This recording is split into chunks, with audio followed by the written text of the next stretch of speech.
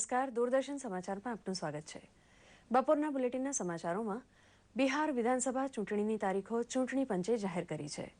નવી દિલ્હી ખાતે પત્રકાર પરિષદ સંબોધતા મુખ્ય ચૂંટણી કમિશનર નસીમ ઝૈદીએ જણાવ્યું હતું કે 5 તબક્કામાં યોજાનારી બિહાર વિધાનસભા ચૂંટણીમાં પ્રથમ તબક્કાનું મતદાન 12મી ઓક્ટોબરના રોજ યોજાશે. બીજા તબક્કાનું મતદાન 16મી ઓક્ટોબરે, ત્રીજા તબક્કાનું મતદાન 28 ઓક્ટોબરે, ચોથા તબક્કાનું મતદાન 1 નવેમ્બરે અને પાંચમા તબક્કાનું મતદાન 5મી નવેમ્બરે યોજાશે. તમામ તબક્કાની મતગણતરી એક સાથે 8મી નવેમ્બરના રોજ થશે. બિહારમાં 243 બેઠકો પર યોજાનારી આ વિધાનસભા ચૂંટણીમાં 6 કરોડ 68 લાખ મતદારો છે. ચૂંટણીની જાહેરાતના પગલે બિહારમાં આજથી જ ચૂંટણી આચાર સંહિતા લાગુ થઈ ચૂકી છે. બિહારમાં 243 બેઠકો પૈકી 47 બેઠકો નક્સલવાદથી પ્રભાવિત હોવાથી તમામ મતદાન મથકો ઉપર ચુસ્ત સુરક્ષા બંદોબસ્ત ગોઠવાશે. દિલ્હી ખાતે આજે મળેલી કેબિનેટ બેઠકમાં સરકારે કેન્દ્રીય કર્મચારીઓના મોંઘવારી ભથ્થામાં વધારો કરવા ઉપરાંત સોવરેન ગોલ્ડ બોન્ડ સ્કીમ ઉપર પણ મંજૂરીની મહોર મારી છે.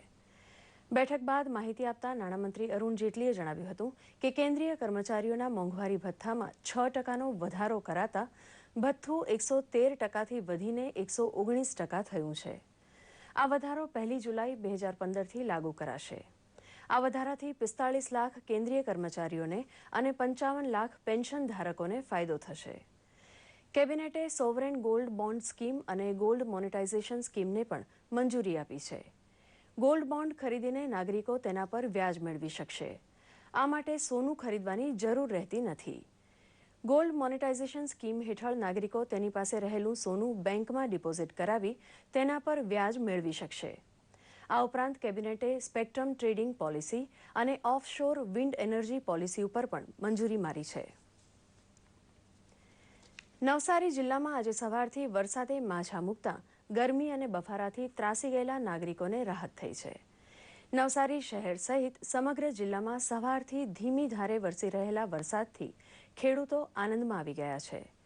જોકે નવસારી શહેર અને વિજલપોરમાં વરસાદને પગલે મુખ્ય માર્ગો પર પાણી ભરાવાની સમસ્યા સર્જાતા સવારે કામ અર્થે બહાર નીકળેલા વાહન ચાલકો પરેશાન થઈ ગયા હતા. ધીમી ધારે વરસી રહેલો વરસાદ કાચું સોનું ગણાતો હોવાથી પાક માટે ફાયદાકારક ગણાય છે. તેથી ખેડૂતોમાં હર્ષની લાગણી ફેલાઈ ગઈ છે. ઉત્તર ગુજરાતની ખેતીવાડીમાં અગ્રેસર એવા મહેસાણા જિલ્લામાં વરસાદ ખેંચાતા ખરીફ પાકનું વાવેતર નિષ્ફળ જવાના ભયથી ધરતીપુત્રો થથરી રહ્યા છે. કપાસ, દિવેલા, તલ, મગ, અડદ તથા મગફળીનું વાવેતર પાણીના અભાવે મુરઝાઈ રહ્યું છે. ત્યારે ખેડૂતો પાતાળકુવા કે નહેર જ્યાંથી મળે ત્યાંથી પાણી મેળવી પાક જીવાડવા મથી રહ્યા છે. પરંતુ પિયત વગરની ખેતી કરતા ગામડાઓની હાલત કફોડી છે. મહેસાણા જિલ્લામાં દિવેલાનું વાવેતર 58,000 હેક્ટરમાં થયું છે, જ્યારે અન્ય પાકોનું વાવેતર 49,000 હેક્ટરમાં મુરઝાઈ રહ્યું છે. જિલ્લા ખેતીવાડી અધિકારી BN પટેલ પણ સુકાઈ રહેલા વાવેતરથી ચિંતિત છે, કારણ કે સરવાળે ખેત ઉત્પાદન જ ઘટવાનું છે.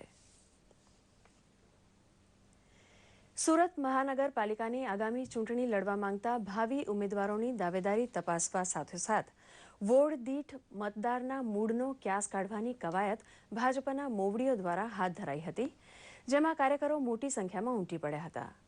પ્રદેશ કક્ષાથી નિરીક્ષક તરીકે સુરત પહોંચેલા આગેવાનો પૈકી કૌશિક પટેલે સ્થાનિક રજૂઆતો સાંભળીને સુરતનું રાજકીય વાતાવરણ જાણવા કોશિશ કરી હતી.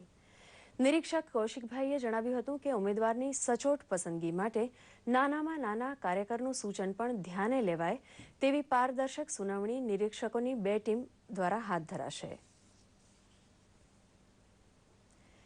પવિત્ર શ્રાવણ માસ ચાલી રહ્યો છે, ત્યારે કર્ણાટકના રાજ્યપાલ વજુભાઈ વાળાએ સોમનાથ મહાદેવ મંદિરે પહોંચીને પૂજા અર્ચના કરી હતી. સોમનાથ મહાદેવના મંદિરે પહોંચતા જ સોમનાથ ટ્રસ્ટ અને જિલ્લા ભાજપા પ્રમુખ દ્વારા રાજ્યપાલ વજુભાઈ વાળાનું પુષ્પગુચ્છ આપી સ્વાગત કરવામાં આવ્યું હતું. તો જિલ્લા પોલીસ દ્વારા તેમને ગાર્ડ ઓફ ઓનર પણ આપવામાં આવ્યું હતું. જૂના અને નવા સોમનાથ મહાદેવ મંદિરે પૂજા અર્ચના કર્યા બાદ રાજ્યપાલ વજુભાઈ વાળાએ ધન્યતા અનુભવી હતી. આ સાથે બપોરનું સમાચાર બુલેટિન સમાપ્ત થયું. નમસ્કાર.